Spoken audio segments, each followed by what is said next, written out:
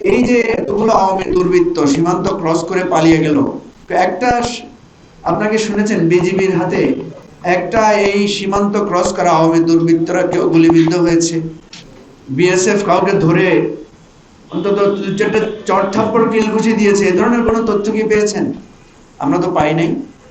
আমাদের বর্তমান স্বরাষ্ট্রমন্ত্রী সালাউদ্দিন আহমেদ সাহেব, ভারত তার বিরুদ্ধে মামলা করেছে যে তিনি নাকি অবৈধভাবে সীমান্ত পাড়ি দিয়েছেন, তাকে গুম করা হয়েছে এখান থেকে। সেই সালাউদ্দিন সাহেব মামলা থেকে খালাস পাওয়ার পর দীর্ঘদিন তিনি দেশে আসতে পারেন নাই, বলেছে যে না ট্রাভেল ডকুমেন্ট নাই, ওনাকে বাংলাদেশে ফেরত পাঠায় নাই বা পাঠানোর কোনো সুযোগ দেয়া হয় নাই। যদি সেটা দেয়া হতো, আমরা এরকম একটা সাহসী নেতাকে জুলাই অভ্যুত্থানে আমাদের সাথে সংগ্রামে আমরা পেতাম। বেচারা অনেক কষ্ট করে টেলিফোনে যোগাযোগ করে আমাদের সাথে জুলাই অভ্যুত্থানে অংশগ্রহণ করেছেন, কিন্তু ওনাকে যদি একটা ট্রাভেল পাস দিত অথবা এভাবে পোর্শিন করে আমাদের দেশে ঢুকাই দিত, তাহলে আমরা ওনার অনেক বেশি শারীরিক, আইনি, সাংবিধানিক নানা ধরনের যুক্তিতর্ক এবং খুবই জোরালো বক্তব্য, 4টা গাড়ি আছে ওনার, সেই 4টা গাড়ির সাপোর্টও আমরা ওনার কাছ থেকে পেতাম, অথবা ওনার 4টা ড্রাইভার আছে, ড্রাইভারদেরকে আমরা আমাদের মিছিল মিটিংয়ে পেতাম। তো সেই ধরনের কাজ আমরা দেখি না। শেখ হাসিনার মতো একটা খুনি, একটা গণহত্যাকারী আজকে সেখানে আছেন। বন্দি প্রত্যর্পণ আইন থাকা সত্ত্বেও ভারত সরকার কিন্তু শেখ হাসিনাকে ফেরত দেয়া বা আমাদের দেশে আইনের খাতে সুপর্দ করার ব্যাপারে কোনো পদক্ষেপ নিচ্ছে না। অথচ অন্যায়ভাবে কিছু বাংলাভাষী মুসলমান মানুষকে নৃশংসতার চরম পরাকাষ্ঠা দেখিয়ে তারা এ ধরনের অত্যাচার করছেন। দেখেন, আমরা এমনিতেই আমাদের পার্শ্ববর্তী এই মিয়ানমার জান্তা সরকার গণহত্যা চালিয়ে প্রায় 20 লাখের অধিক মানুষকে আমাদের এই সীমান্তের দিকে ঠেলে দিয়েছে। এই মানুষগুলো কত অমানবিক জীবনযাপন করছে গত কয়েক যুগ ধরে। সারা পৃথিবীর মানুষ দেখছে, চেয়ে চেয়ে আছে। কেউ কেউ হয়তো সামান্য কিছু ত্রাণ পাঠাচ্ছে, কিন্তু এদেরকে ফেরত নেওয়ার জন্য কোনো ধরনের পদক্ষেপ আমরা দেখতে পাচ্ছি না।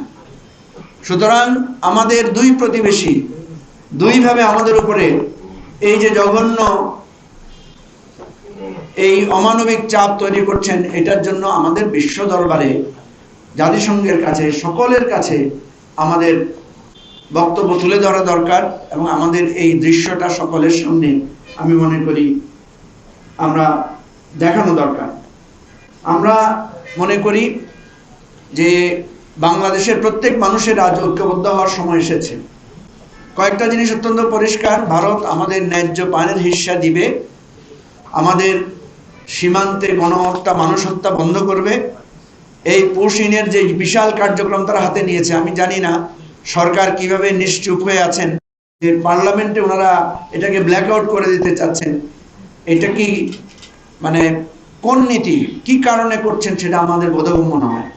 আমরা মনে করি ভারতের সাথে বন্ধুত্বের নমনীয়তা, এইটা আমাদের স্থায়ী নীতি, এতে কোনো সমস্যা নেই। কারণ আপনারা দেখেছেন সীমান্তে তারা যাদেরকে পোষণ করার জন্য অমানবিকভাবে রেখেছে, আমাদের সীমান্তবর্তী মানুষগুলো তাদের জন্য খাবার পাঠাচ্ছে, তাদের জন্য খুবই মমতা দেখাচ্ছে। আমরা সবাই ব্যথিত, কিন্তু ভারত যদি তার এই মমত্ববোধের গুরুত্ব না দেয়, এই মমত্বকে যদি তারা মানে আমাদের দুর্বলতা হিসাবে নেয়, তাহলে আমি বলবো যে আপনারা ইতিহাস পাঠ করেন।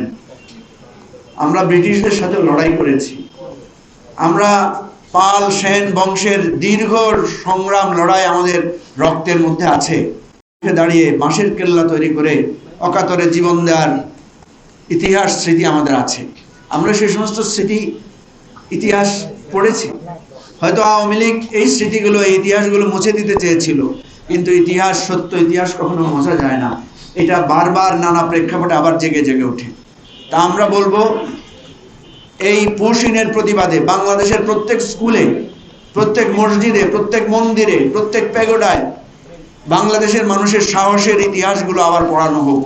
আমি আপনাদের মাধ্যমে আহ্বান করব আন্তর্জাতিক গণমাধ্যম, BBC, voice of America, Al Jazeera সহ সবাইকে, যে আপনারা এই অমানবিক তৎপরতার উপরে আপনারা রিপোর্ট করেন, বিশ্ববাসীকে আপনারা এগুলো দেখান।